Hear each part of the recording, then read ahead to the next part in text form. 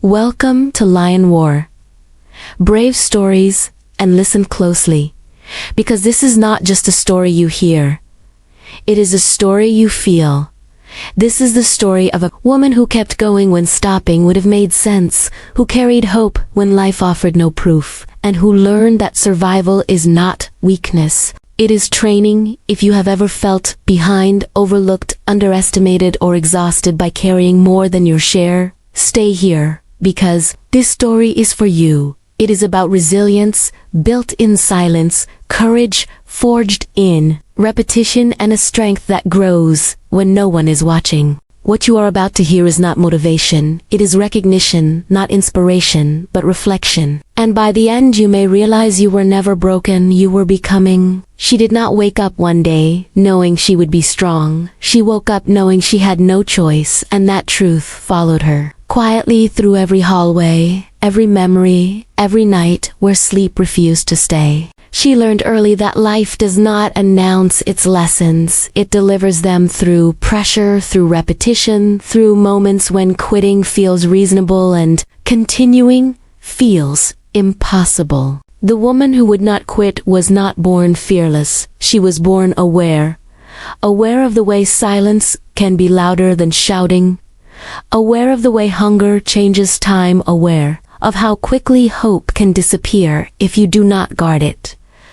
Childhood was not gentle. It was instructional, teaching her how to observe, how to listen, how to survive. Without being noticed, the walls around her heard more than people did, and she learned that strength often grows in places where no one is looking.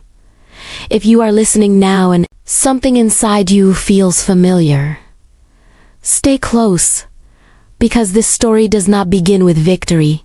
It begins with endurance, and endurance is where all transformation starts. Every morning arrived too early and every night ended too late, and between them she learned the discipline of showing up even when she felt empty. She watched adults carry burdens without language for them, and she absorbed the unspoken rule that complaining does not lighten the load. She learned to measure food, to stretch money, to stretch patience, to stretch herself, and still there were days when nothing stretched far enough.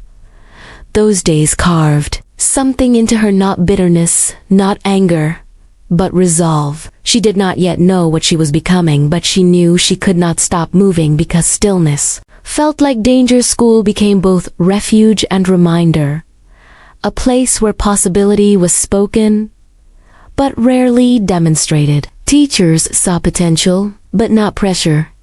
Classmates saw difference, but not context. And she learned how to smile without revealing the weight behind it. If you have ever learned to hide your struggle to protect your dignity, then you already understand her language. She carried responsibility before she carried confidence, and while others planned futures, she planned survival. But survival is a powerful teacher, and it trained her mind to adapt, her heart to endure, and her spirit to persist. Nights were filled with uncertainty, mornings filled with repetition, and somewhere between exhaustion and determination, something rare was forming. Resilience, not the loud kind, not the celebrated kind, but the quiet, unbreakable kind, the kind that does not announce itself, the kind that simply keeps going.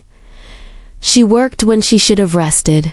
She learned when she should have slept, and she dreamed when dreaming felt dangerous. Because dreaming can hurt when reality pushes back, but still she dreamed. If you are listening now and wondering why you cannot let go of the vision inside you, it is because that vision is not random. It is memory of who you are becoming. Leaving home did not free her. It tested her. The city was larger, louder, faster, and indifferent opportunity existed, but it did not wait. It demanded proof she had not been taught how to show. She arrived carrying bags and caution and the understanding that no one was coming to rescue her. Loneliness followed closely, because independence often comes without witnesses. She worked long hours, jobs that consumed energy but offered little security, and still she showed up because retreat felt heavier than effort. Failure was not theoretical, it was expensive. And mistakes echoed longer when there was no safety net. but she adapted because adaptation was familiar. She learned to rest in fragments, to hope without evidence, to move forward without validation. And if you have ever felt like the world expected confidence before it offered opportunity, then you know the tension she lived inside. There were moments when Dal resurfaced, wearing the voice of memory, telling her she was temporary, replaceable, one misstep away from collapse. But something had changed. She could hear the voice without obeying it. She applied anyway, spoke anyway, tried again anyway, because motion had become her resistance. Small wins appeared, not loudly, but steadily, and each one rewired her belief system. She began to see herself differently, not as someone escaping her past, but as someone carrying it with intention. Endurance paired with empathy sharpened her awareness, and survival slowly evolved into purpose. She noticed injustice, she noticed silence, she noticed strength in others still struggling, and something shifted inside her from self-preservation to responsibility. The first real test arrived disguised as opportunity, and it did not ask if she was ready. It brought visibility, pressure, expectation, and fear into the same room and invited her to stand.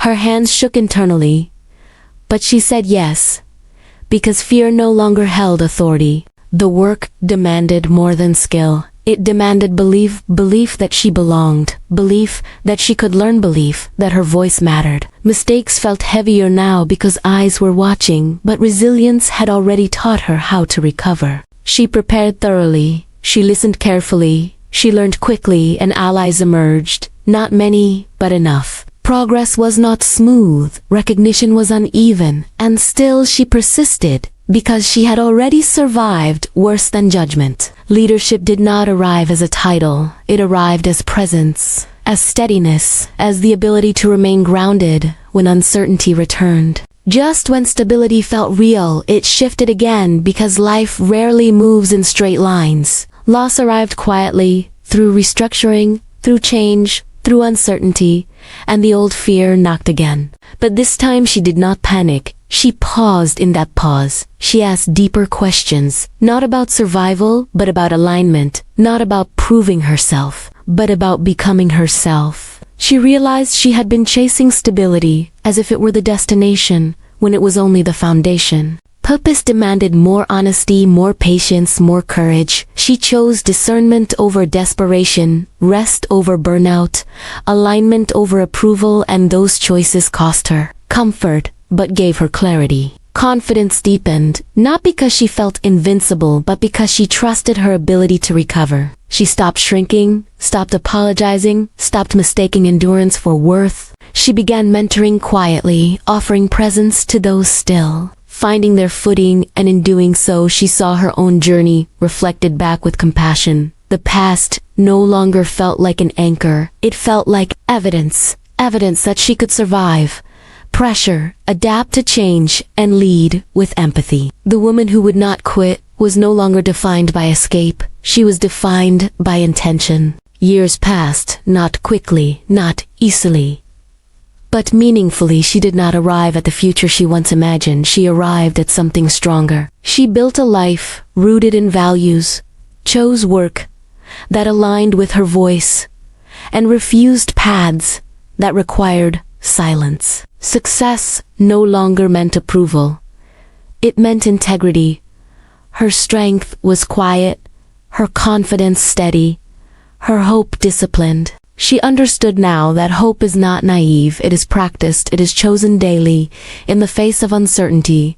And if you are listening now, feeling tired, unseen, or unsure, remember this: she was raised by struggle, but driven by hope. And that hope did not rescue her, it revealed her strength. So, stay with this feeling, carry it forward, because this story is not about her alone. It is about anyone who kept going. Without applause, anyone who learned endurance before ease, anyone who chose forward when retreat felt safer. The woman who would not quit lives wherever courage meets persistence, wherever silence gives way to voice, wherever survival transforms into leadership. This is not the end. This is the moment you recognize yourself, And when you step forward after this, remember you are not behind, you are becoming. If this story reached something inside you, do not let it stop here. Carry it with you into the choices you make after this moment. Remember that strength does not always arrive loudly. Sometimes it whispers, stay. The woman who would not quit did not win because life became easier. She won because she refused to disappear. And if you are still listening, it means something in you recognizes that truth. Your story is still unfolding, your courage is still forming, and your next step matters more than you think. Stay with Lion War. Brave stories for more cinematic, motivational storytelling about resilience, hope, and transformation. Because this is not the end, it is the beginning, and the strongest chapters are still ahead. And even after everything she had endured, the story kept unfolding because life does not pause for reflection. It moves forward, demanding presence. She learned that becoming is not a moment. It is a pattern repeated daily through choices that seem small, but accumulate into destiny. The mornings grew quieter, but the responsibility remained. And she learned how to carry success without letting it harden her. She stayed close to the ground, close to her roots, remembering what it felt like to stand at the beginning with nothing but intention. That memory kept her honest, kept her grounded, kept her human. Because strength without humility becomes distance, and she refused to become unreachable. There were seasons when progress slowed, when effort did not equal outcome, when patience felt heavier than struggle. Ever had those seasons tested her differently because they offered no drama, no crisis, no urgency, just waiting. Waiting to see if the work mattered. Waiting to see if the vision would hold. Waiting to see if she would stay committed without immediate reward, and she did. Because discipline had replaced desperation and clarity had replaced fear. She learned how to sit with uncertainty without letting it define her. She learned how to trust timing without agency. She learned how to move steadily when momentum faded. And if you are listening now in a season that feels quiet, stagnant, or unseen, know this: those seasons are not empty, they are formative. The world continued to challenge her, not with survival this time, but with expectation, with the subtle pressure to perform, to conform, to deliver certainty. In spaces that rarely offer it, she navigated rooms where power dynamics shifted quietly and influence moved invisibly. And she relied not on bravado, but on awareness. She listened more than she spoke, observed more than she reacted, and when she spoke, her words carried intention. She no longer needed to dominate space to belong in it. She understood that presence is louder than performance, and that understanding protected her from burning out chasing validation she no longer required. Her identity expanded beyond achievement, beyond role, beyond title. She began to see herself as a steward, not just of her own future, but of possibility for others. She noticed how many people were surviving silently, how many were performing strength while quietly unraveling, and she met them with recognition, not rescue. She offered what she could without overextending, without erasing herself, because she had learned the cost of depletion. Giving from overflow, not from emptiness, changed everything. It allowed her to sustain impact without sacrificing herself, and that balance became one of her greatest strengths. There were moments when old memories resurfaced, triggered by stress, by conflict, by loss, and instead of resisting them, she acknowledged them. She understood now that healing does not mean forgetting. It means integrating the past no longer hijacked her reactions. It informed her wisdom. She could feel fear without letting it lead. She could feel doubt without letting it decide. She could feel tired without stopping, and this emotional regulation was not innate. It was earned through years of self-observation, correction, and compassion. She reached milestones that once felt unreachable, not with fireworks, but with gratitude. She celebrated quietly, understanding that not everything meaningful needs an audience. The joy she felt was steady, not explosive, rooted, not fleeting, because it was built on alignment, not escape. She had learned that happiness is not the absence of struggle, it is the presence of meaning. and meaning carried her further than adrenaline ever could. As time passed, she became someone younger. Versions of herself would have trusted. Not perfect, not fearless, but consistent, reliable, intentional. And that mattered more than any external measure of success. She recognized leadership not as control, but as steadiness under pressure, as clarity during chaos, as the ability to remain human when systems become impersonal. She did not lead loudly, she led accurately, and people noticed there were crossroads where she chose integrity over advancement, where she chose rest over recognition, where she chose truth over comfort. And those choices sometimes delayed progress, but they deepened fulfillment. She learned that every yes shapes a future and every no protects one. She stopped negotiating with values and started building around them. And that alignment created momentum that felt sustainable. She became comfortable with outgrowing spaces, with releasing versions of herself that no longer fit, with letting chapters close without resentment, because she understood now that growth requires grief. And grief does not mean failure, it means evolution.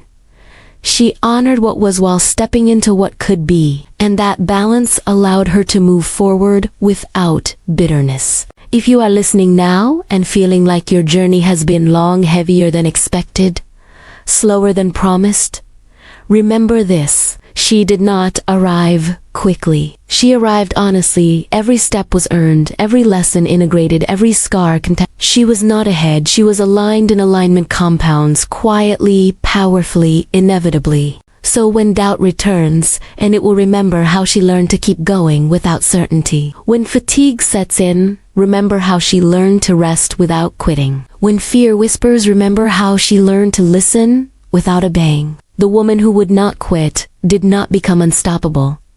She became adaptable, grounded, intentional, and that is what carried her forward. And as this story continues, beyond these words, understand this becoming never ends.